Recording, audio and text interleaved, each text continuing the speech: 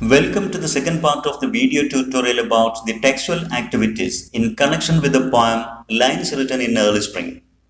Lines Written in Early Spring എന്ന കവിതയുമായി ബന്ധപ്പെട്ട textual activities രണ്ടാം ഭാഗം വീഡിയോയിലേക്ക് എല്ലാവർക്കും സ്വാഗതം. ഈ വീഡിയോയിൽ ഏതാനും ഗ്രാമർ പാർട്ടുകളാണ്, അതുമായി ബന്ധപ്പെട്ട ടെക്സ്ച്വൽ ആക്ടിവിറ്റീസ് ആണ് നാം പരിശോധിക്കുന്നത്. ഇവിടെ പരാമർശിക്കുന്ന ഗ്രാമർ എന്നുള്ള ടോപ്പിക് നാം വിശദീകരിക്കുന്നില്ല. അതുമായി ബന്ധപ്പെട്ട ലാംഗ്വേജ് ആക്ടിവിറ്റീസ് മാത്രം നാം പരിശോധിച്ച് ഈ വീഡിയോയിലൂടെ വിശദീകരിക്കാൻ ശ്രമിക്കുകയാണ്. ഒന്നാമത്തെ grammar topic kinds of sentences എന്നുള്ളതാണ്. ഇതുമായി ബന്ധപ്പെട്ട ഏതാനും activities. There are 4 kinds of sentences. ഇംഗ്ലീഷിൽ അടിസ്ഥാനപരമായി 4 തരം സെന്റൻസുകളാണ് ഉള്ളത്. അസർട്ടീവ് ഓർ ഡിക്ലറേറ്റീവ്, അസർട്ടീവ് സെന്റൻസുകൾ അല്ലെങ്കിൽ ഡിക്ലറേറ്റീവ്. ഇത് രണ്ടല്ല, 2 പേരുകൾ മാത്രമാണ് ഒരേ തരം സെന്റൻസുകൾ. Use to make statements, statement സെന്റൻസുകളാണ് ഇവ. സാധാരണയുള്ള സ്റ്റേറ്റ്മെന്റുകൾ അഥവാ പ്രസ്താവനകൾ പ്രകടിപ്പിക്കാൻ ഉപയോഗിക്കുന്ന സെന്റൻസുകൾ. Example, his grandfather was 65 years old. ഈ സെന്റൻസ് ഒരു സ്റ്റേറ്റ്മെന്റ് മാത്രമാണ്. ഇത്തരം സെന്റൻസുകൾക്കാണ് അസർട്ടീവ് അല്ലെങ്കിൽ ഡിക്ലറേറ്റീവ് എന്ന് പറയുന്നത്. Next, interrogative sentence. Use to ask questions, ചോദ്യങ്ങൾ ചോദിക്കാൻ ഉപയോഗിക്കുന്ന തരം സെന്റൻസുകൾ. How old was his grand father തുടങ്ങിയ ചോദ്യങ്ങൾ ഇന്ററോഗേറ്റീവ് സെന്റൻസുകൾക്ക് ഉദാഹരണമാണ്. Number 3, imperative. Use to express commands and request. കമാൻഡുകളും റിക്വസ്റ്റുകളും, ആജ്ഞകളും അപേക്ഷകളും പ്രകടിപ്പിക്കാൻ ഉപയോഗിക്കുന്ന സെന്റൻസുകൾ. Don't disturb the baby squirrels തുടങ്ങിയ കമാൻഡ്സ്, ഇതെല്ലാം ഇംപെരറ്റീവ് സെന്റൻസുകളാണ്. Fourth one, exclamatory sentences. Use to express strong feelings or exclamations. നമ്മുടെ ശക്തമായ മാനസിക വികാരങ്ങൾ, അതുപോലെ തന്നെ ആശ്ചര്യങ്ങൾ, അത്ഭുതങ്ങൾക്കൊക്കെ പ്രകടിപ്പിക്കാൻ ഉപയോഗിക്കുന്ന തരം സെന്റൻസുകൾ. How wonderful the white baby squirrels are. വെള്ള അണ്ണാൻ കുഞ്ഞുങ്ങൾ എന്ത് അത്ഭുതകരമാണ്. ഇതൊക്കെ നമ്മുടെ ഒരു ആശ്ചര്യം പ്രകടിപ്പിക്കുന്ന തരം സെന്റൻസുകൾ. ഇനി ലാംഗ്വേജ് ആക്ടിവിറ്റി എന്നുള്ള ടൈറ്റിലിൽ ടെക്സ്റ്റ് ബുക്ക് പേജ് 33, 33-ാമത്തെ നമ്മുടെ പാഠപുസ്തകത്തിലെ 33-ാമത്തെ പേജിൽ activity 1, read the following sentences and punctuate them. താഴെ 8 സെന്റൻസുകൾ തന്നിട്ടുണ്ട്. ഈ സെന്റൻസുകളെല്ലാം തന്നെ കറക്റ്റായ രീതിയിൽ പങ്ക്ച്വേറ്റ് ചെയ്ത് മാറ്റി എഴുതുക. ഈ സെന്റൻസുകളൊന്നും തന്നെ ക്യാപിറ്റൽ ലെറ്റർ കൊണ്ട് തുടങ്ങിയിട്ടില്ല. അവസാനിപ്പിക്കുമ്പോൾ അനുയോജ്യമായ പങ്ക്ച്വേഷൻ മാർക്ക് നൽകിയിട്ടില്ല. ഒന്നാമത്തെ സെന്റൻസ് പരിശോധിക്കാം. The tree was older than the house. ഏത് തരം സെന്റൻസ് ആണിത്? ഇതൊരു സ്റ്റേറ്റ്മെന്റ് സെന്റൻസ് ആണ്, അഥവാ അസർട്ടീവ് അല്ലെങ്കിൽ ഡിക്ലറേറ്റീവ്. ഇത്തരം സെന്റൻസുകൾ ക്യാപിറ്റൽ ലെറ്റർ കൊണ്ട് തുടങ്ങി ഫുൾ സ്റ്റോപ്പിൽ അവസാനിപ്പിക്കണം. നമുക്ക് അത് പരിശോധിച്ച് മാറ്റി എഴുതാം. The tree was older than the house. രണ്ടാമത്തെ sentence, I saw a cobra and a mongoose fighting. ഇതും ഒരു സ്റ്റേറ്റ്മെന്റ് സെന്റൻസ് ആണ്. ക്യാപിറ്റൽ കൊണ്ട് തുടങ്ങി ഫുൾ സ്റ്റോപ്പിൽ അവസാനിപ്പിക്കേണ്ടതാണ്. ദെൻ മൂന്നാമത്തെ സെന്റൻസ് ശ്രദ്ധിക്കുക. ഇതൊരു ചോദ്യ സെന്റൻസ് അല്ല. വാട്ട് എന്നുള്ള ക്വസ്റ്റ്യൻ വേർഡ് കണ്ടാൽ ചോദ്യമാണെന്ന് തെറ്റിദ്ധരിക്കരുത്. ശരിയായ രീതിയിൽ പരിശോധിച്ച് മനസ്സിലാക്കണം. ആശ്ചര്യ സെന്റൻസുകളും വാട്ട്, ഹൗ തുടങ്ങിയ ക്വസ്റ്റ്യൻ വേർഡ് കൊണ്ട് തുടങ്ങാറുണ്ട്. വാട്ട് എ സ്പെക്ടാക്കുലർ സൈറ്റ്, എന്തൊരു മനോഹരമായ അത്ഭുതകരമായ കാഴ്ച എന്നുള്ള ആശ്ചര്യമാണ് പ്രകടിപ്പിക്കുന്നത്. അതുകൊണ്ട് ഇതൊരു എക്സ്ക്ലമേറ്ററി സെന്റൻസ് ആണ്. ക്യാപിറ്റൽ ലെറ്ററിൽ തുടങ്ങി എക്സ്ക്ലമേഷൻ മാർക്കിൽ അവസാനിപ്പിക്കണം.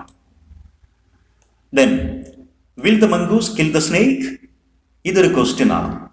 അപ്പോൾ ക്വസ്റ്റ്യൻ മാർക്കിൽ അവസാനിപ്പിക്കണം, ക്യാപിറ്റൽ ലെറ്ററിൽ തുടങ്ങണം. എല്ലാ സെന്റൻസുകളും ക്യാപിറ്റൽ ലെറ്റർ കൊണ്ട് തുടങ്ങണം എന്നുള്ളത് വളരെ ബേസിക് ആയിട്ടുള്ള ഒരു റൂളാണ്. അതുകൊണ്ട് ഈ സെന്റൻസ് ഒരു ഇന്ററോഗേറ്റീവ് ക്വസ്റ്റ്യൻ സെന്റൻസ് ആണ്. Next, son get down from the tree. മകനെ മരത്തിൽ നിന്ന് താഴെ ഇറങ്ങ് എന്നുള്ളത് ഒരു കമാൻഡ് ആണ്. കമാൻഡ്, റിക്വസ്റ്റ് എന്നിവ ഇംപെരറ്റീവ് സെന്റൻസ് ആണ്. ഈ സെന്റൻസിൽ മകനെ എന്ന് വിളിക്കുന്ന ഒരു ഭാഗമുണ്ട്. അത് ആ സെന്റൻസിൽ നിന്ന് സെപ്പറേറ്റ് ചെയ്യണം ഒരു കോമ ഉപയോഗിച്ചുകൊണ്ട്. അവസാനിപ്പിക്കേണ്ടത് ഇംപെരറ്റീവ് സെന്റൻസുകൾ ഫുൾ സ്റ്റോപ്പിൽ തന്നെയാണ് അവസാനിപ്പിക്കേണ്ടത്. Son get down from the tree. അടുത്തത് പ്ലീസ് ആൻസർ മീ. ഇതൊരു റിക്വസ്റ്റ് ആണ്, അഥവാ ഒരു ഇംപെരറ്റീവ് സെന്റൻസ് ആണ്. ഫുൾ സ്റ്റോപ്പിൽ അവസാനിപ്പിക്കണം. ക്യാപിറ്റൽ ലെറ്റർ കൊണ്ട് തുടങ്ങി ഫുൾ സ്റ്റോപ്പിൽ അവസാനിപ്പിച്ചു. അടുത്തത് what happy times those had been. എന്തൊരു മനോഹരമായ ദിവസങ്ങളായിരുന്നു അത്. ഒരു ആശ്ചര്യ സെന്റൻസ് ആണ്. ഇവിടെ ആശ്ചര്യം പ്രകടിപ്പിക്കാൻ ഉപയോഗിച്ച ഹു എന്നുള്ള ഒരു ഇന്റർജെക്ഷൻ ഉണ്ട്. അതിനെ സെന്റൻസിൽ നിന്നൊന്ന് സെപ്പറേറ്റ് ചെയ്യണം, ഒരു കോമ ഉപയോഗിച്ച്. എന്നിട്ട് സെന്റൻസ് എക്സ്ക്ലമേഷൻ മാർക്കിൽ അവസാനിപ്പിച്ചിരിക്കുന്നു. Last sentence what did man do to nature. മനുഷ്യൻ പ്രകൃതിയോട് എന്ത് ചെയ്തു? അതൊരു ചോദ്യമാണ്. അതുകൊണ്ട് അതൊരു ഇന്ററോഗേറ്റീവ് സെന്റൻസ് ആണ്. ക്വസ്റ്റ്യൻ മാർക്കിൽ അവസാനിപ്പിച്ചിരിക്കണം. അപ്പോൾ ഈ കാര്യങ്ങളെല്ലാം നാം മനസ്സിലാക്കി. ഇനി ഈ സെന്റൻസുകളുമായി ബന്ധപ്പെട്ട ഏതാനും ക്വസ്റ്റ്യൻസ് നമുക്കൊന്ന് ചർച്ച ചെയ്യാം, discuss. Based on the punctuation marks, how many sentence types can you identify. ഈ പങ്ക്ച്വേഷൻ മാർക്കെല്ലാം നാം ഇപ്പോൾ കറക്റ്റായിട്ട് ചെയ്തപ്പോൾ എത്ര തരം സെന്റൻസുകൾ നാം ഐഡന്റിഫൈ ചെയ്തു എന്നുള്ളതാണ് ചോദ്യം. 4 types of sentences are identified based on the punctuation marks. 4 തരം സെന്റൻസുകളാണ് നാം ഈ പങ്ക്ച്വേഷൻ മാർക്കിന്റെ അടിസ്ഥാനത്തിൽ കണ്ടെത്തിയത്. Are there 2 types of sentences in the above set that end in a full stop? ഈ സെന്റൻസ് കൂട്ടങ്ങളിൽ 2 തരം സെന്റൻസുകൾ ഫുൾ സ്റ്റോപ്പിൽ അവസാനിക്കുന്നുണ്ടോ? യെസ്. ഏതൊക്കെയായിരുന്നത്? സ്റ്റേറ്റ്മെന്റ് സെന്റൻസുകൾ അഥവാ അസർട്ടീവ് അല്ലെങ്കിൽ ഡിക്ലറേറ്റീവ് സെന്റൻസ്. മറ്റൊന്ന് കമാൻഡ് റിക്വസ്റ്റ് സെന്റൻസ് അഥവാ ഇംപെരറ്റീവ് സെന്റൻസ്. ഈ 2 ടൈപ്പ് സെന്റൻസുകളും ഫുൾ സ്റ്റോപ്പിലാണ് അവസാനിക്കുന്നത്. Yes, there are 2 types of sentences that end in a full stop. അടുത്തത്, what differences do you notice between these sentences? നാം കണ്ടെത്തിയ മൊത്തം സെന്റൻസുകൾക്കിടയിലുള്ള വ്യത്യാസങ്ങൾ എന്തൊക്കെയാണ്? We notice that different types of sentences end with different punctuation marks. വ്യത്യസ്ത തരം സെന്റൻസുകൾ വ്യത്യസ്ത punctuation മാർക്കിൽ അവസാനിക്കുന്നു. 2 types of sentences, that is assertive and imperative. Assertive and imperative സെന്റൻസുകൾ ആയ 2 തരം സെന്റൻസുകൾ എൻഡ് ഇൻ ഫുൾ സ്റ്റോപ്പ്. ഇത് രണ്ടും ഫുൾ സ്റ്റോപ്പിലാണ് അവസാനിപ്പിക്കുന്നത്. Then, based on your discussion, how many sentence types can you identify? നിങ്ങളുടെ ചർച്ചയുടെ അടിസ്ഥാനത്തിൽ എത്ര തരം സെന്റൻസുകൾ കണ്ടെത്തി? നേരത്തെ ചോദിച്ച ചോദ്യം തന്നെ. We can identify 4 types of sentences. Then, which are the types of sentences you have identified? നിങ്ങൾ കണ്ടെത്തിയ ആ വിവിധ തരം സെന്റൻസുകൾ ഏതൊക്കെയാണ്? 4 തരം സെന്റൻസ് കണ്ടെത്തിയത് ഏതൊക്കെ എന്നുള്ളത്. 1 assertive or declarative, 2 interrogative, 3 imperative, 4 exclamatory. ഓരോന്നും നമ്മുടെ പ്രത്യേകത നമുക്കറിയാം. അസർട്ടീവ് ഡിക്ലറേറ്റീവ് എന്നുള്ളത് സ്റ്റേറ്റ്മെന്റുകളായിരിക്കും, ഇൻറ്ററോഗേറ്റീവ് ക്വസ്റ്റ്യൻസ് ആയിരിക്കും, ഇംപെരറ്റീവ് കമാൻഡ് ഓർ റിക്വസ്റ്റ് ആയിരിക്കും, എക്സ്ക്ലമേറ്ററി നമ്മുടെ സ്ട്രോങ് ഫീലിങ്സ്, അതുപോലെ തന്നെ സർപ്രൈസ്, എക്സ്ക്ലമേഷൻ, ഇതൊക്കെ പ്രകടിപ്പിക്കുന്ന തരം സെന്റൻസുകൾ. ഇനി now categorise these sentences under these heads in the following table. താഴെ തന്നിരിക്കുന്ന ഈ കോളത്തിലേക്ക് ഈ സെന്റൻസുകളെയെല്ലാം അനുയോജ്യമായ വിധം കാറ്റഗറൈസ് ചെയ്യുക. അതായത് സ്റ്റേറ്റ്മെന്റുകൾ ഏതൊക്കെ കണ്ടെത്തി എന്നുള്ളത് അതിന് നേരെ എടുത്തെഴുതുക. 2 സ്റ്റേറ്റ്മെന്റ് സെന്റൻസുകളാണ് ഉണ്ടായിരുന്നത്. The tree was older than the house. I saw a cobra and a mongoose fighting. Command റിക്വസ്റ്റുകൾ, son get down from the tree എന്നുള്ള കമാൻഡ്, please answer me എന്നുള്ള റിക്വസ്റ്റ്.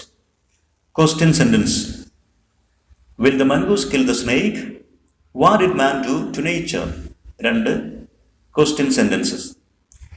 Then exclamation അഥവാ exclamatory sentences. What a spectacular sight. What happy times those had been. ഇവ exclamatory sentences. ഇനി number 1, statement sentences are called. Statement സെന്റൻസുകൾ അറിയപ്പെടുന്നത് assertive അല്ലെങ്കിൽ declarative. Number 2, sentences that express command or request are called. കമാൻഡും റിക്വസ്റ്റും ഒക്കെ പ്രകടിപ്പിക്കുന്ന സെന്റൻസുകൾ അറിയപ്പെടുന്നത് imperative. Sentences that ask questions are called. ചോദ്യങ്ങൾ ചോദിക്കാൻ ഉപയോഗിക്കുന്ന സെന്റൻസുകൾ interrogative. Sentences that express emotions and feelings are called നമ്മുടെ പലതരത്തിലുള്ള വികാരങ്ങൾ പ്രകടിപ്പിക്കുന്ന സെന്റൻസുകൾ exclamatory. Now, interrogative, exclamatory, imperative, assertive എന്നിങ്ങനെ 4 തരം സെന്റൻസുകൾ നാം തിരിച്ചറിഞ്ഞു, മനസ്സിലാക്കി. ഇനി ഇവ ഓരോന്നിനും 2 വീതം ഉദാഹരണ സെന്റൻസുകൾ നിങ്ങൾ തന്നെ ഉണ്ടാക്കുക. Now, write 2 examples each for the sentence types you have identified. നമുക്ക് ഓരോന്നിനും ഈ 2 എക്സാമ്പിൾ സെന്റൻസുകൾ ഉണ്ടാക്കാം. Where did the boy build the platform? How much did grandpa pay for the white rat? ഇത് 2 ക്വസ്റ്റ്യൻസ് ആണ്. ഏതിന്റെ ഉദാഹരണമാണ്? ഇന്ററോഗേറ്റീവ് സെന്റൻസുകൾക്ക്. Next, what a big cobra. How dreadful the fight was. എന്തൊരു വലുപ്പമുള്ള കോബ്ര, എന്ത് ഭീകരമായിരുന്നു ആ പോരാട്ടം. ആശ്ചര്യമാണ്. Exclamatory sentences. Please give me some water to drink. ഒരു റിക്വസ്റ്റാണ്. Don't go inside the bush. ആ കാട്ടിലേക്ക് പോകല്ലേ, ഒരു കമാൻഡാണ്. റിക്വസ്റ്റ് കമാൻഡുകൾ ഇംപെരറ്റീവ് സെന്റൻസുകൾക്ക് ഉദാഹരണമാണ്. It was a full breaded cobra. The squirrel and white rat became friends. ഇവ 2 പ്രസ്താവനകളാണ്, സ്റ്റേറ്റ്മെന്റുകളാണ്, അഥവാ അസർട്ടീവ് സെന്റൻസുകൾക്ക് ഉദാഹരണമാണ്. അപ്പോൾ 8 സെന്റൻസുകൾ നാം ഇവിടെ പുതുതായിട്ട് ക്രിയേറ്റ് ചെയ്തു. ഇനി മറ്റൊരു ടോപ്പിക്കാണ് പോസിറ്റീവ് അഥവാ അഫർമേറ്റീവ് ആൻഡ് നെഗറ്റീവ് സെന്റൻസസ്. നാം സാധാരണ ഗ്രാമറിൽ പറയുന്ന പോസിറ്റീവ് നെഗറ്റീവ് സെന്റൻസുകളുടെ പ്രത്യേകത. പോസിറ്റീവ് സെന്റൻസുകളുടെ മറ്റൊരു ഗ്രാമാറ്റിക്കൽ പേരാണ് അഫർമേറ്റീവ് സെന്റൻസസ്. വിദ്യാർത്ഥികൾ തെറ്റിദ്ധരിക്കരുത്. പോസിറ്റീവ് ഓർ അഫർമേറ്റീവ് ഇത് 2 ഒന്ന് തന്നെയാണ്. ഇതിൻ്റെ ഓപ്പോസിറ്റ് ആയിട്ട് വരുന്നത് നെഗറ്റീവ് സെന്റൻസസ് ആണ്. ചെറിയൊരു ഡെഫിനിഷൻ ഇവിടെ കൊടുത്തിട്ടുണ്ട്. Sentences which state positive facts are called positive or affirmative sentences. Positive ആശയങ്ങളെ പ്രകടിപ്പിക്കുന്ന സെന്റൻസുകൾ പോസിറ്റീവ് സെന്റൻസുകൾ അല്ലെങ്കിൽ അഫർമേറ്റീവ് സെന്റൻസുകൾ എന്നറിയപ്പെടും. Sentences that express negative ideas are called negative sentences. നിഷേധിക്കുന്ന, ഇല്ല, അല്ല എന്നൊക്കെ പറയുന്ന നെഗറ്റീവ് ആശയം പ്രകടിപ്പിക്കുന്ന സെന്റൻസുകളാണ് നെഗറ്റീവ് സെന്റൻസസ്. ഇനി പ്രധാനമായിട്ടും ശ്രദ്ധിക്കേണ്ടത് നെഗറ്റീവ് സെന്റൻസുകളുടെ പ്രത്യേകത. Negative sentences normally negative sentences are created by adding not or its contracted form end to the auxiliary verb in sentences.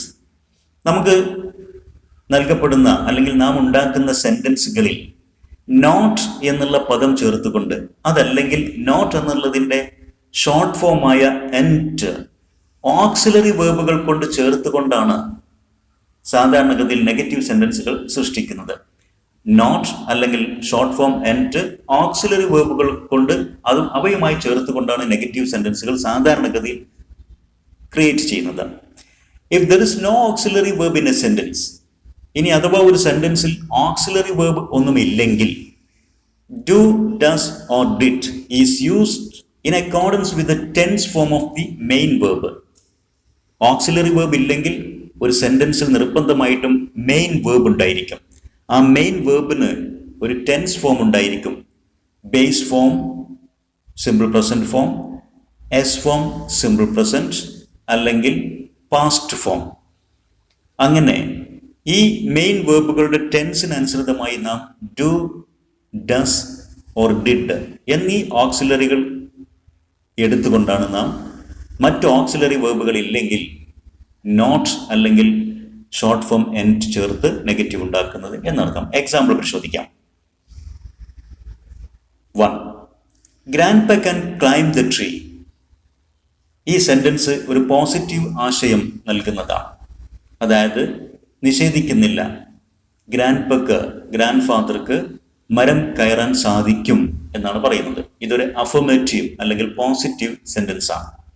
ഇതിലൊരു ഓക്സിലറി വേർബ് ഉണ്ട്, ക്യാൻ എന്നുള്ളത്. അതുകൊണ്ട് അതിനോടാണ് നാം നോട്ട് ചേർക്കുന്നത് അല്ലെങ്കിൽ ഷോർട്ട് ഫോം and ചേർക്കുന്നത്. Grandpa cannot, that is can't, climb the tree. അങ്ങനെ അത് നെഗറ്റീവ് സെന്റൻസ് ആക്കി മാറ്റി. മറ്റൊരു example number 2. The mongoose lives in the garden. ഈ സെന്റൻസ് ഒരു പോസിറ്റീവ് സ്റ്റേറ്റ്മെന്റ് ആണ് അതിലൂടെ പറയുന്നത്, അഫർമേറ്റീവ് അല്ലെങ്കിൽ പോസിറ്റീവ് സെന്റൻസ്. എന്നാൽ ഈ സെന്റൻസിൽ നമുക്ക് പ്രകടമായ ഒരു ഓക്സിലറി വേർബിനെ കാണാൻ സാധിക്കില്ല. അവിടുത്തെ മെയിൻ വേർബ് എന്നുള്ളത് ലിവ്സ് എന്നുള്ള എസ് ഫോം സിമ്പിൾ പ്രസന്റ് വേർബാണ്. അതുകൊണ്ട് അതിൽ ഡസ് എന്നുള്ള ഓക്സിലറി അടങ്ങിയിട്ടുണ്ട്. അത് എടുത്ത് അതിലേക്കാണ് നാം നെഗറ്റീവ് ചേർക്കുന്നത്. The mongoose does not, that is doesn't, live in the garden. Negative sentence ഉണ്ടാക്കി.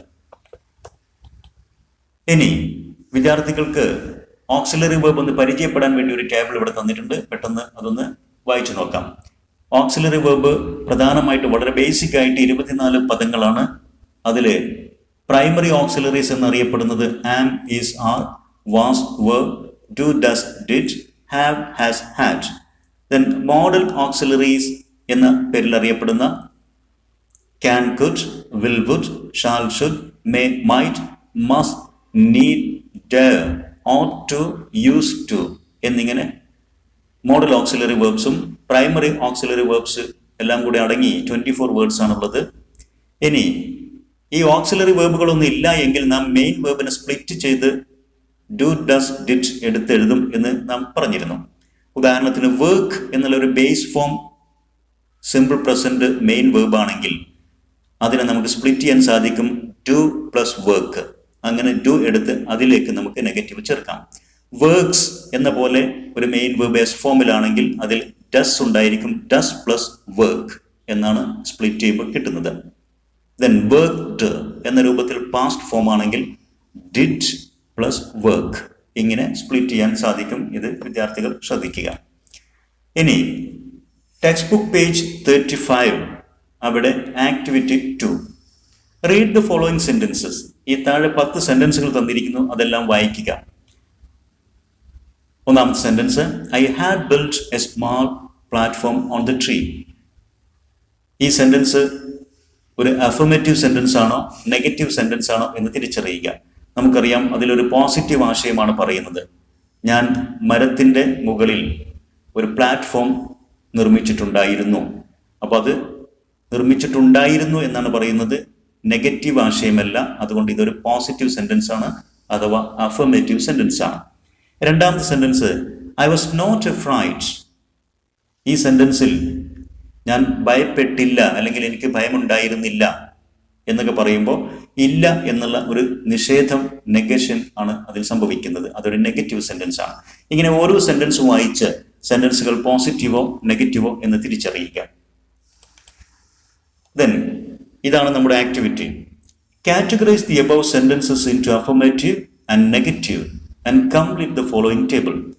നമ്മുടെ പാഠപുസ്തകത്തിൽ തന്നിരിക്കുന്ന ആ ടേബിൾ നെഗറ്റീവ് പോസിറ്റീവ് എന്നീ 2 ടേബിൾ ഉണ്ടാക്കി ആ 10 സെന്റൻസുകളിൽ നെഗറ്റീവ് സെന്റൻസുകൾ ഏവ, പോസിറ്റീവ് സെന്റൻസുകൾ ഏവ എന്ന് വേർതിരിച്ച് എഴുതുക. ഇതാണ് അഫർമേറ്റീവ് അഥവാ positive sentences. I had built A small platform on the tree. Grandfather had a beautiful garden. My first friend was a small grey squirrel. The snake slithered along my shoulder. The snake looked into the mirror and saw its reflection. ഇതെല്ലാം തന്നെ positive ആശയങ്ങളാണ് പറയുന്നത്. അതുകൊണ്ട് അവയെല്ലാം affirmative സെന്റൻസുകൾക്ക് ഉദാഹരണമാണ്. Negative സെന്റൻസുകൾ, I was not afraid. The combatants were not aware of my presence in the banyan tree. I don't get any sleep at all. The house was not electrified. I was no mere image cut in granite. ഈ സെന്റൻസുകളെല്ലാം തന്നെ നോയും നോട്ടും അടങ്ങുന്ന negative സെന്റൻസുകളാണ്. Then negative words. നാം ഇതുവരെ പരിചയപ്പെട്ടത് എല്ലാ സെന്റൻസുകളിലും നോ എന്നോ നോട്ട് എന്നോ ഉണ്ട്. എന്നാൽ ഇത് മാത്രമല്ല സെന്റൻസുകളെ നെഗറ്റീവ് ആക്കാൻ സാധിക്കുന്നത്. ഏതാനും നെഗറ്റീവ് വേർഡ്സ് ഉണ്ട്. There are some negative words other than not that can make sentences negative. Not എന്നതിന് പുറമെ മറ്റു ചില നെഗറ്റീവ് പദങ്ങളുണ്ട്, അവയ്ക്കും സെന്റൻസുകളെ നെഗറ്റീവ് ആക്കാൻ സാധിക്കും. such as no, never, rarely, seldom, hardly, scarcely, barely, little, few, etc. ഈ പറഞ്ഞ പദങ്ങളെല്ലാം നെഗറ്റീവ് വേർഡ്സ് ആണ്. അതുകൊണ്ട് തന്നെ ഇവ അടങ്ങി വരുന്ന സെന്റൻസുകൾ നെഗറ്റീവ് സെന്റൻസുകളായിരിക്കും. പ്രത്യേകമായി ശ്രദ്ധിക്കേണ്ടത് a little, a few are positive.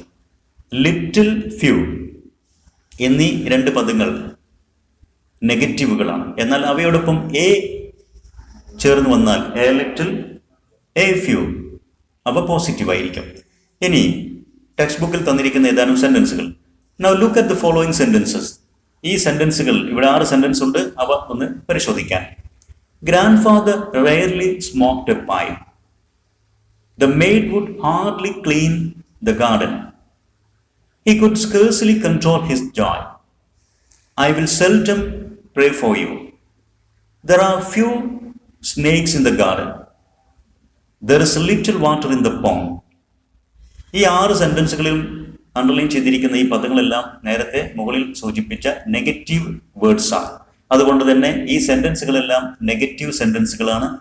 ഇല്ല, അല്ല എന്നിങ്ങനെയൊക്കെയുള്ള മീനിങ് ആയിരിക്കും അവർക്കുണ്ടായിരിക്കുക. Grandfather rarely smoked a pipe. Grandfather വളരെ അപൂർവമായിട്ട് പൈപ്പ് ഉപയോഗിക്കാറുള്ളൂ. എന്ന് വെച്ചാൽ പൈപ്പ് എന്ന് പറഞ്ഞാൽ സ്മോക്കിംഗ് പൈപ്പ്. പൈപ്പ് സ്മോക്ക് ചെയ്യാറുള്ളൂ, പുക വലിക്കുന്ന ഒരു പൈപ്പ്. ഇതിനർത്ഥം അത് ഉപയോഗിക്കാറേ ഇല്ല എന്നുള്ള ഒരു നെഗറ്റീവ് ആശയം തന്നെയാണ്. The maid would hardly clean the garden. Hardly എന്ന് പറഞ്ഞാൽ ഇവിടെ ഹാർഡ് അല്ല, തെറ്റിദ്ധരിച്ചു പോകരുത്. കഠിനമായിട്ട് ക്ലീൻ ചെയ്തു എന്നുള്ളതല്ല. ഹാർഡ്ലി ഒരു നെഗറ്റീവ് പദമാണ്. ഹൗസ് മെയ്ഡ് ഗാർഡൻ ക്ലീൻ ചെയ്യാറുണ്ടായിരുന്നില്ല എന്നാണ് അതിൻ്റെ അർത്ഥം. അപ്പോൾ ഇത്തരം നെഗറ്റീവ് പദങ്ങൾ അടങ്ങി വരുന്നത് സെന്റൻസ് നെഗറ്റീവ് മീനിങ് ആയിരിക്കും. ഇനി ശ്രദ്ധിക്കുക. Identify the words that make the statements make the sentences negative. ഈ സെന്റൻസുകളെല്ലാം നെഗറ്റീവ് ആക്കിയ ആ പദങ്ങൾ തിരിച്ചറിയുക. ഫോർ എക്സാമ്പിൾ ടെക്സ്റ്റ് ബുക്കിൽ തന്നതാണ് ഹാർഡ്ലി എന്നുള്ളത്. നമ്മൾ അവിടെ കണ്ടു hardly, scarcely, rarely, seldom, few, little. ഈ 6 നെഗറ്റീവ് വേർഡ്സ് ആണ് ആ 6 സെന്റൻസുകളെയും നെഗറ്റീവ് ആക്കിയത്. ഇനി നമ്മുടെ ആക്ടിവിറ്റി ഇതാണ്. Rewrite the given sentences into negative sentences using the words you have identified. നിങ്ങൾ കണ്ടെത്തിയ ഈ നെഗറ്റീവ് പദങ്ങൾ ഉപയോഗിച്ചുകൊണ്ട് താഴെ തന്നിരിക്കുന്ന ഈ 6 സെന്റൻസുകളെയും നെഗറ്റീവ് ആക്കി മാറ്റിയെഴുതുക. ഒന്നാമത്തെ example. Most of the students read text book at home. മിക്ക വിദ്യാർത്ഥികളും വീട്ടിൽ പാഠപുസ്തകം വായിക്കുന്നു എന്നുള്ളതാണ്. ഇനി ഇതിനെ നെഗറ്റീവ് ആക്കുക ഏതെങ്കിലും ഒരു പദം ഉപയോഗിച്ചുകൊണ്ട്. ഈ സെന്റൻസുകളെല്ലാം നാം നെഗറ്റീവ് ആക്കി മാറ്റി എഴുതിയതാണിത്. Rewrite the given sentences into negative sentences using the words you have identified. നേരത്തെ കണ്ട അതേ ഭാഗം തന്നെ. ഒന്നാമത്തെ സെന്റൻസ് നോക്കാം. Most of the students read text book at home. അതിന്റെ നെഗറ്റീവ് ഫോം ആ നെഗറ്റീവ് പദം ഉപയോഗിച്ചുകൊണ്ട്. Most of the students rarely read text book at home. നാം റെയർലി എന്നുള്ള ആ നെഗറ്റീവ് പദം ചേർത്തുകൊണ്ട് അതിനെ നെഗറ്റീവ് ആക്കി. അടുത്ത sentence. The boys do daring tasks. The boys scarcely do daring tasks. Then number 3. It rains heavily. It seldom rains heavily. ഒരു seldom എന്നുള്ള നെഗറ്റീവ് വേർഡ് ഉപയോഗിച്ചു. The students have completed their work. അത് ആ സെന്റൻസിലേക്ക് നാം few എന്നുള്ള negative word ഉപയോഗിച്ചു. Few students have completed their work. ഇനി few and little ഇത് രണ്ടും നെഗറ്റീവ് ആണെന്ന് നാം മനസ്സിലാക്കി. അവക്കിടയിൽ ചെറിയൊരു വ്യത്യാസമുണ്ട്. ഫ്യൂ എന്നുള്ളത് എണ്ണാൻ പറ്റുന്ന കൗണ്ടബിൾ നൗണുകൾക്കൊപ്പമാണ് ഉപയോഗിക്കുക. ഉദാഹരണത്തിന് ഫ്യൂ സ്റ്റുഡൻസ്. ലിറ്റിൽ എന്നുള്ളത് എണ്ണാൻ പറ്റാത്ത അൺകൗണ്ടബിൾ നൗണുകൾക്ക് ഒപ്പമാണ് ഉപയോഗിക്കുക. ഉദാഹരണത്തിന് വാട്ടർ പോലുള്ള പദങ്ങൾക്കൊപ്പം. അടുത്ത sentence. The boys play on the ground. The boys rarely play on the ground. The boys seldom play on the ground എന്നൊക്കെ നമുക്ക് ഉപയോഗിക്കാം. റെയർലി എന്നുള്ള നെഗറ്റീവ് പദത്തിന് പകരം മറ്റൊരു പദം ഉപയോഗിക്കാം. Number 6, I write letters to my friends.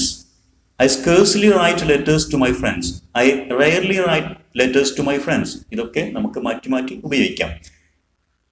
ഈ കാര്യങ്ങൾ ശ്രദ്ധിക്കുക. അപ്പോൾ ഈ നെഗറ്റീവ് വേർഡ്സ് ഒക്കെ സെന്റൻസിൽ കടന്നു വന്നാൽ ആ സെന്റൻസുകളും നെഗറ്റീവ് ആക്കും എന്നുള്ളത് നാം മനസ്സിലാക്കി. ഇനി rewrite the following affirmative sentences as negative sentences without changing their meaning. നേരത്തെ ആ സെന്റൻസുകളൊക്കെ നാം നെഗറ്റീവ് ആക്കിയപ്പോൾ അവയുടെ മീനിങ് മാറുന്നുണ്ടായിരുന്നു. ഉദാഹരണത്തിന് നാം ഇവിടെ ഈ ബോക്സിൽ കൊടുത്തൊരു സെന്റൻസ് നോക്കാം. നമ്മോടിപ്പോൾ ഈ എക്സസൈസിൽ ആവശ്യപ്പെട്ടിരിക്കുന്നത് തന്നിരിക്കുന്ന സെന്റൻസുകളെല്ലാം നാം പോസിറ്റീവ് സെന്റൻസിൽ നിന്ന് നെഗറ്റീവ് സെന്റൻസ് ആക്കി മാറ്റണം. പക്ഷേ അർത്ഥം മാറരുത്. ഉദാഹരണത്തിന് അർത്ഥം മാറുന്ന ഒരു രീതി നോക്കാം. Moscow is a big town എന്നുള്ളത് നമുക്കറിയാം. മോസ്കോ ഒരു വലിയ പട്ടണമാണ്. ഇത് നമ്മൾ നെഗറ്റീവ് ആക്കുമ്പോൾ Moscow is not a big town എന്നുള്ളത് നെഗറ്റീവ് ആകും, നോട്ട് ചേർത്തുകൊണ്ട്.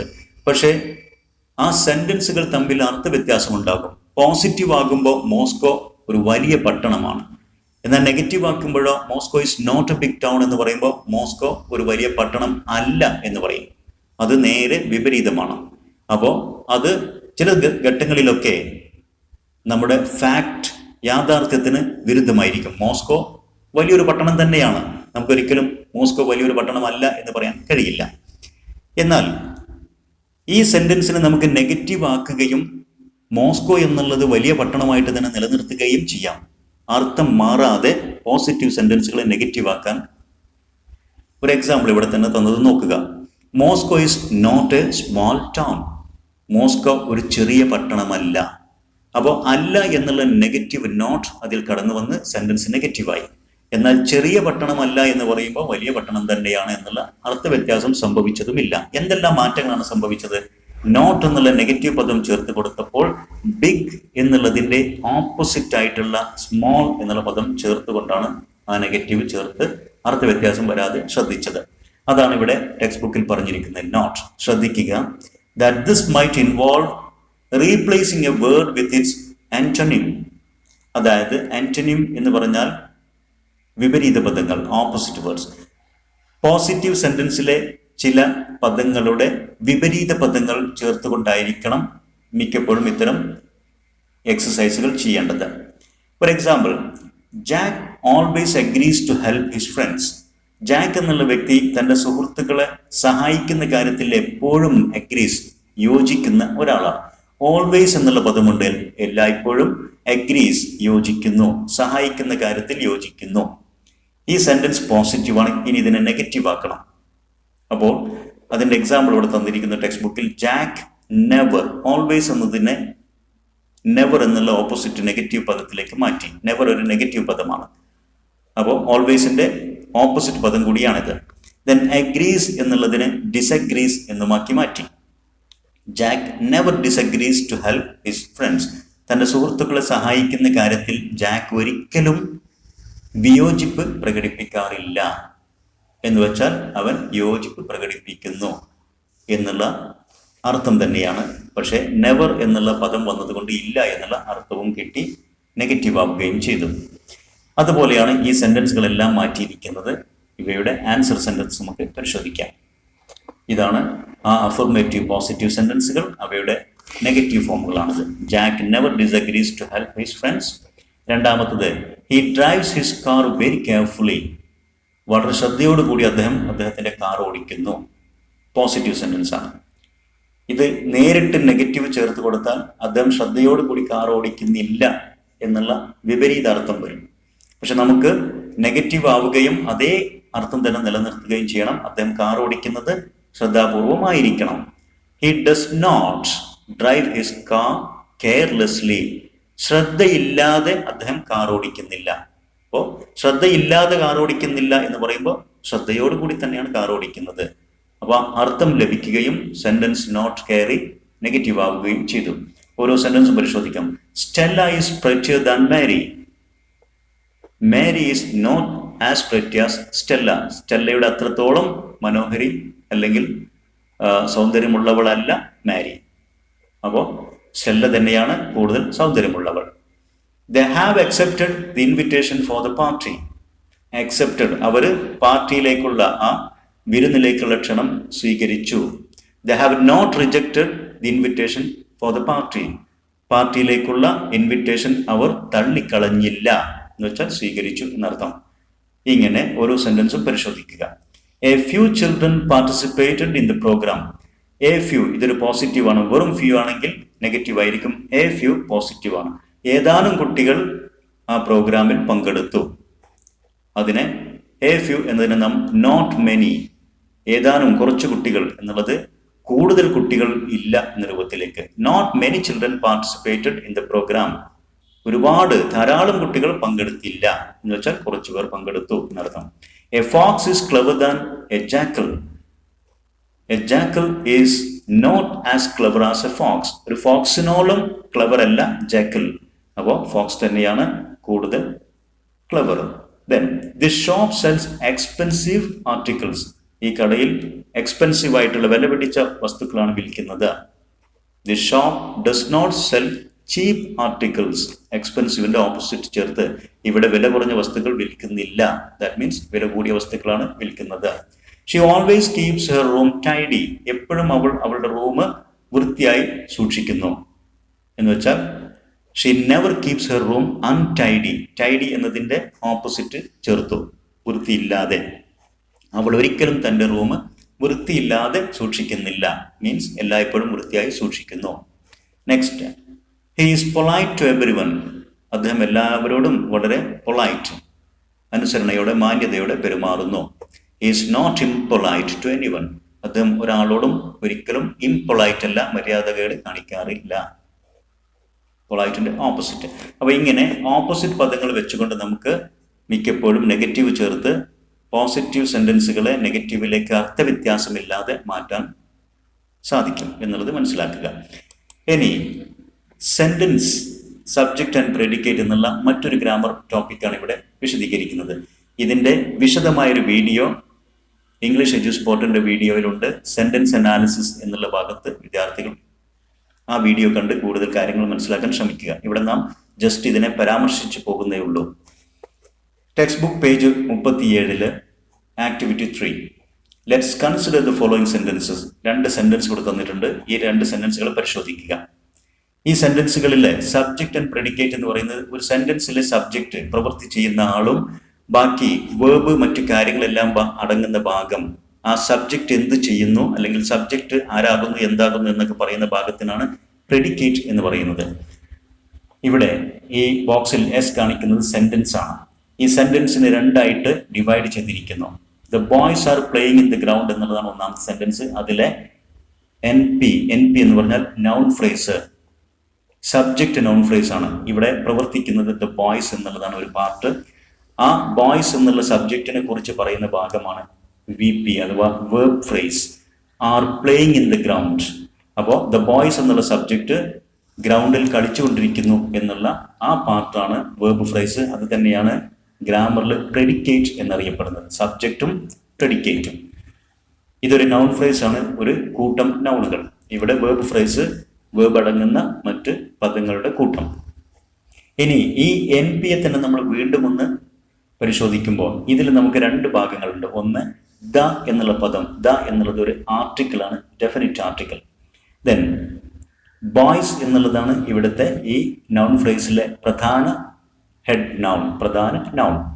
ദ എന്നുള്ളത് ആർട്ടിക്കിളും ഹെഡ് നൗൺ എന്നുള്ളത് ബോയ്സും. ഇനി are playing in the ground എന്നുള്ളതാണ് ഇവിടുത്തെ വെർബ് ഫ്രേസ്. അത് അതേപോലെ തന്നെ മാറ്റി എഴുതിയിരിക്കുന്നു. രണ്ടാമത്തെ sentence, the old grand father was helpless എന്നുള്ള ഈ സെന്റൻസ് 2ആയിട്ട് ഭാഗിച്ചിരിക്കുന്നു. നൗൺ ഫ്രേസ് എന്നുള്ളത് ഇവിടെ സബ്ജക്റ്റ് നൗൺ ഫ്രേസ് ആണ് ഉദ്ദേശിച്ചത്. സബ്ജക്റ്റ് ആയിട്ട് വരുന്നത് ദി ഓൾഡ് ഗ്രാൻഡ് ഫാദർ, അതാണ് സബ്ജക്റ്റ്. എന്നിട്ട് ആ സബ്ജക്റ്റിനെ കുറിച്ച് പറയുന്നതാണ് വാസ് ഹെൽപ്ലെസ്, അത് വെർബ് ഫ്രേസ്. ദെൻ ഈ സബ്ജക്റ്റ് നൗൺ ഫ്രേസിൽ അടങ്ങിയിരിക്കുന്ന പാർട്ടുകൾ, ദ എന്നുള്ള ആർട്ടിക്കിൾ ഉണ്ട്, ദ. ദെൻ ഓൾഡ് എന്നുള്ളൊരു പദമുണ്ട്, അതൊരു ആഡ്ജക്റ്റീവാണ്, ഓൾഡ്. ദെൻ ഗ്രാൻഡ് ഫാദർ എന്നുള്ളത് ഹെഡ് നൗൺ, അതാണ് grand father. Then was helpless എന്നുള്ളത് വെർബ് ഫ്രേസും. ഇങ്ങനെ സെന്റൻസിലെ സബ്ജക്റ്റിനെ ഒരു നൗൺ ഫ്രേസ് ആയിട്ടും ബാക്കി പ്രെഡിക്കേറ്റിനെ ഒരു വെർബ് ഫ്രേസ് ആയിട്ടും നാം ഡിവൈഡ് ചെയ്ത് പഠിക്കുക. ഇനി a noun phrase can either be a single word, head noun. ചിലപ്പോൾ ഒരു noun phrase എന്ന് പറയുന്നത് ഒരൊറ്റ പദം മാത്രമായിരിക്കാം. അത് അതിലത്തെ ഹെഡ് നൗൺ ആയിരിക്കും, പിന്നെ അതിൻ്റെ കൂടെ മറ്റു പദങ്ങൾ ഉണ്ടായിരിക്കില്ല. അല്ലെങ്കിൽ or more than one word, ഒന്നിൽ കൂടുതൽ പദങ്ങളും ഒരു noun phrase-ൽ വന്നേക്കാം. അങ്ങനെ വരുമ്പോൾ ഹെഡ് നൗണും ഉണ്ടായിരിക്കും, മോഡിഫയർ ഉണ്ടായിരിക്കും. മോഡിഫയർ എന്ന് പറഞ്ഞാൽ ആ ഹെഡ് നൗണിനെ വിശേഷിപ്പിക്കുന്ന മറ്റു പദങ്ങൾ. Identify the noun phrase and its modifiers from the following sentences. ഈ 5 സെന്റൻസുകളോട് തന്നിട്ടുണ്ട്. ഇതിൽ നിന്ന് നാം noun phrase-ഉം verb phrase-ഉം വേർതിരിച്ചെടുക്കും. എന്നിട്ട് noun phrase-ലെ ഹെഡ് നൗണും അതിൻ്റെ വിശേഷണ പദങ്ങൾ മോഡിഫയേഴ്സും നാം വേർതിരിച്ച് കണ്ടെത്തണം. ഇതാണ് ക്വസ്റ്റ്യൻ. നമ്മളത് ചെയ്യുന്നുണ്ട്. അതോടൊപ്പം മറ്റൊരു കാര്യം ശ്രദ്ധിക്കേണ്ടത്, noun phrase-ലെ ഹെഡ് നൗണിനെ വിശേഷിപ്പിക്കുന്ന മോഡിഫൈ ചെയ്യുന്ന പദങ്ങളുണ്ട് എന്ന് പറഞ്ഞല്ലോ. അത് ഏതൊക്കെ ആയിരിക്കും എന്നുള്ളതാണ്. Words that can modify a noun are as follows. ഒരു നൗണിനെ മോഡിഫൈ ചെയ്യാൻ പറ്റുന്ന, ഹെഡ് നൗണിനെ മോഡിഫൈ ചെയ്യാൻ പറ്റുന്ന പദങ്ങളാണ് ഇതൊക്കെ. ആർട്ടിക്കിൾസ് എന്നറിയപ്പെടുന്ന A and the. Possessive forms എന്ന് പറയുമ്പോൾ ഗ്രാൻഡ് ഫാദേഴ്സ് അപ്പോസ്ട്രോഫി എസ് ഇടുന്ന പോലെ, ടീച്ചേഴ്സ്, പിന്നെ നമ്മുടെ പ്രോനൗണുകളൊക്കെ my, his, her, your, their etcetera. ഇങ്ങനെയുള്ള പദങ്ങളൊക്കെ ഒരു മോഡിഫയർ ആയിട്ട് വന്നേക്കാം. ദെൻ ഡെമോൺസ്ട്രേറ്റീവ് എന്ന് പറയുമ്പോൾ ദിസ്, ദാറ്റ്, ദീസ്, ദോസ്, ഈ 4 പദങ്ങൾക്കാണ് ഡെമോൺസ്ട്രേറ്റീവ്സ് എന്ന് പറയുന്നത്. ദെൻ ആഡ്ജക്റ്റീവ്സ്, വിശേഷണ പദങ്ങൾ ധാരാളമുണ്ട്. ഒരു എക്സാമ്പിളാണ് ഇതൊക്കെ. Old, long, smart, beautiful et cetera. ഈ 4 പദങ്ങളൊന്നും മാത്രമല്ല, ഇംഗ്ലീഷിൽ ഒട്ടനവധി ആഡ്ജക്റ്റീവ്സ് ഉണ്ട് എന്ന് നിങ്ങൾക്കറിയാം. ദെൻ ന്യൂമറൽസ് 3, 5, 12 എന്നിങ്ങനെ എണ്ണ പറയുന്ന ഒരു നൗണിന്റെ എണ്ണത്തെ സൂചിപ്പിക്കുന്ന ന്യൂമറൽസ് ഉണ്ട്. ദെൻ ഓർഡിനൽസ്, നമ്മുടെ ഫസ്റ്റ്, സെക്കൻഡ്, ലാസ്റ്റ് എന്നൊക്കെ പറയുന്ന രൂപത്തിൽ ആ സ്ഥാനത്ത് സൂചിപ്പിക്കുന്ന ഓർഡിനൽസ്. ദെൻ ക്വാണ്ടിഫയേഴ്സ്, അളവുകൾ, ഓൾ, സം, ഫ്യൂ, മെനി തുടങ്ങിയ പദങ്ങൾ ഇതൊക്കെ. Then articles, possessives and demonstratives. ഈ ആദ്യത്തെ 3 മൊത്തത്തിൽ ഡിറ്റർമിനേഴ്സ് എന്ന് അറിയപ്പെടാറുണ്ട്. Then sometimes a quantifier can appear before a determiner. ഈ ഡിറ്റർമിനർക്ക് മുമ്പിൽ മറ്റൊരു ക്വാണ്ടിഫയർ, അളവുകളുടെ സൂചന നൽകുന്ന പദങ്ങൾ. അപ്പോൾ ഡിറ്റർമിനറുകൾക്ക് മുമ്പിൽ ചിലപ്പോഴൊക്കെ ക്വാണ്ടിഫയർ വരാറുണ്ട്. അത്തരം കേസിൽ, ഇൻ ദാറ്റ് കേസ്, ആ സന്ദർഭത്തിൽ we call it A pre determiner. ഒരു ഡിറ്റർമിനർക്ക് മുമ്പിൽ മറ്റൊരു ക്വാണ്ടിഫയർ വന്നു കഴിഞ്ഞാൽ അതിനെ നാം പ്രീ ഡിറ്റർമിനർ എന്നും ഗ്രാമറിൽ പറയാറുണ്ട്. അപ്പോൾ ഉദാഹരണത്തിന് ഓൾ ദ സ്റ്റുഡൻസ് എന്നുള്ള ഈ ഒരു എക്സാമ്പിൾ നോക്കുക. സ്റ്റുഡൻസ് എന്നുള്ളതാണ് നൗണ്. അതിന് മുമ്പിൽ ഒരു ഡിറ്റർമിനർ, ഇതൊരു ആർട്ടിക്കിളാണ്, ഡെഫിനിറ്റ് ആർട്ടിക്കിൾ, അത് വന്നിരിക്കുന്നു. ആ ഓൾ ദ എന്ന് പറയുമ്പോൾ ദ എന്നുള്ള ഡിറ്റർമിന് മുമ്പിൽ ഓൾ എന്നുള്ള ഒരു ക്വാണ്ടിഫയർ, ഒരു അളവ് കാണിക്കുന്ന പോലുള്ള ഒരു പദം, എല്ലാ വിദ്യാർത്ഥികളും, ആ മൊത്തം എന്ന് കാണിക്കുന്ന, ആ ക്വാണ്ടിറ്റി കാണിക്കുന്ന പദമാണിത്. ഇതൊരു പ്രീ ഡിറ്റർമിനറാണ്. സം ഓഫ് ദ ബുക്സ് എന്നുള്ളടത്ത് ബുക്സ് എന്നുള്ളതാണ് നൗണ്. ദ എന്നുള്ള ഒരു ഡിറ്റർമിനർ, ഒരു ആർട്ടിക്കിൾ വന്നിരിക്കുന്നു. അതിനു മുമ്പ് സം ഓഫ് എന്നുള്ള മറ്റൊരു ക്വാണ്ടിഫയർ വന്നിരിക്കുന്നു. അപ്പോൾ അതൊരു പ്രീ ഡിറ്റർമിനാണ്. ഇത്തരം കാര്യങ്ങളൊക്കെ മനസ്സിലാക്കുക. ഇനി നമുക്ക് നേരത്തെ സൂചിപ്പിച്ച ഈ സെന്റൻസുകളെ നമ്മൾ ഐഡന്റിഫൈ ചെയ്ത് മനസ്സിലാക്കുക. ഇതായിരുന്നു 5 സെന്റൻസുകൾ. The magnificent old banyan tree was mine. ഇതായിരുന്നു മൊത്തം സെന്റൻസ്. ഇതിൽ സബ്ജക്റ്റ് ഭാഗം ഏതാണ്? The magnificent old banyan tree എന്നുള്ളതാണ് subject noun phrase. Was mine എന്നുള്ളത് വേർബ് ഫ്രേസുമാണ്. വാസ് എന്നുള്ള വേർബ്, എപ്പോഴും ഒരു വേർബ് ഫ്രേസ് വേർബ് കൊണ്ടായിരിക്കും തുടങ്ങുക. ഇനി ഈ ഗ്രൂപ്പ് പരിശോധിക്കുക. ഇതിൽ ദ എന്നുള്ള പദമുണ്ട്, മാഗ്നിഫിസന്റ് എന്നുള്ള പദമുണ്ട്, ഓൾഡ് എന്നുള്ള പദമുണ്ട്, ബാനിയൻ ട്രീ എന്നുള്ളതാണ് ഹെഡ് നൗൺ. അപ്പൊ നമ്മൾ അതിനെ മാറ്റി നമ്മളത് വിശദീകരിച്ച് എഴുതുമ്പോൾ മോഡിഫയേഴ്സിൽ എന്തൊക്കെ വന്നിരിക്കുന്നു? ദ വന്നിരിക്കുന്നു. ദ എന്നുള്ളത് ഒരു ഡെഫിനിറ്റ് ആർട്ടിക്കിൾ ആണ്, അഥവാ ഒരു ഡിറ്റർമിനറാണ്. മാഗ്നിഫിസന്റ് എന്നുള്ളത് ഒരു വിശേഷണ പദമാണ്, ഒരു ആഡ്ജക്റ്റീവ് ആണ്. ദെൻ ഓൾഡ് എന്നുള്ളത് ഒരു ആഡ്ജക്റ്റീവ് ആണ്. ദെൻ ഹെഡ് നൗണിന്റെ ഗ്രൂപ്പിലേക്ക് ബാനിയൻ ട്രീ, ആൽമരം എന്നുള്ളതാണ് അവിടുത്തെ ഹെഡ് നൗൺ. രണ്ടാം sentence an all tree was the centre of attraction എന്നുള്ളത് വേർബ് ഫ്രേസ്, വേർബ് കൊണ്ട് തുടങ്ങുന്നത്. ആൻ ഓൾഡ് ട്രീ എന്നുള്ളതാണ് നൗൺ ഫ്രേസ് സബ്ജക്റ്റ് ഭാഗത്ത് വരുന്ന. അതിൽ ആൻ ഉണ്ട്, ഓൾഡ് ഉണ്ട്, ട്രീ ഉണ്ട്. ഇതിൽ ആൻ എന്നുള്ളത് മോഡിഫയർ ആണ്, ഒരു ഇൻഡെഫിനിറ്റ് ആർട്ടിക്കിൾ. ഓൾഡ് എന്നുള്ളത് ആഡ്ജക്റ്റീവ്. ട്രീ എന്നുള്ളത് head noun. Then the cobra was skillful and experienced fighter എന്നുള്ളിടത്ത് was skillful and experienced fighter എന്നുള്ളത് വേർബ് ഫ്രേസ് ആണ്. അതിന് മുമ്പ് സബ്ജക്റ്റ് ഏരിയയിൽ വരുന്നത് ദായും കോബ്രയും. ദ എന്നുള്ളത് ഒരു ഡിറ്റർമിനർ ഡെഫിനിറ്റ് ആർട്ടിക്കിൾ, കോബ്ര എന്നുള്ളത് ഹെഡ് നൗൺ. ദ എന്നുള്ളത് modifier, cobra head noun. Then അടുത്തത് the small rented room was not electrified എന്നുള്ള സെന്റൻസിൽ was not electrified verb phrase was കൊണ്ട് തുടങ്ങിയ ആ ഭാഗം ശ്രദ്ധിക്കുക. ദെൻ സബ്ജക്റ്റ് ഏരിയയിൽ വരുന്നത് ദ സ്മോൾ റെന്റഡ് റൂം. ഇത്രയും പാർട്ടുണ്ട്. ഇതിൽ ദ എന്നുള്ളത് ഡിറ്റർമിനർ അഥവാ ഒരു ഡെഫിനിറ്റ് ആർട്ടിക്കിൾ ആണ്. സ്മോൾ ഒരു ആഡ്ജക്റ്റീവ് ആണ്. റെന്റഡ് മറ്റൊരു ആഡ്ജക്റ്റീവ് ആണ്. റൂം എന്നുള്ളതാണ് ഹെഡ് നൗൺ. ദെൻ അടുത്തത് A long supporting Gamble rested on the beam of the wall. Rested on the beam of the wall എന്നുള്ളത് വേർബ് കൊണ്ട് തുടങ്ങുന്ന വേർബ് ഫ്രേസ്. അതിനു മുമ്പ് സബ്ജക്റ്റ് ഭാഗത്ത് വിശേഷണ പദങ്ങൾ അടങ്ങുന്നത് a long supporting gable. A എന്നുള്ള ഇൻഡെഫിനിറ്റ് ആർട്ടിക്കിൾ, ലോങ് എന്നുള്ള ആഡ്ജക്റ്റീവ്, സപ്പോർട്ടിംഗ് എന്നുള്ള ഒരു പ്രസന്റ് പാർട്ടിസിപ്പിൾ ING ഫോമിലുള്ള ഒരു ആഡ്ജക്റ്റീവ്. ദെൻ ഗാബിൾ എന്നുള്ളതാണ് noun, that is the head noun. ഇത്തരം കാര്യങ്ങളാണ് ഈ സെന്റൻസ് അനാലിസിസിൽ നാം മനസ്സിലാക്കേണ്ടത്. ഈ പറഞ്ഞ വിശദീകരിച്ച കാര്യങ്ങളെല്ലാം നിങ്ങൾക്ക് വ്യക്തമായിട്ട് മനസ്സിലായിരിക്കും എന്നുള്ള വിശ്വാസത്തിൽ നിർത്തുന്നു. നിങ്ങളുടെ അഭിപ്രായങ്ങളൊന്നും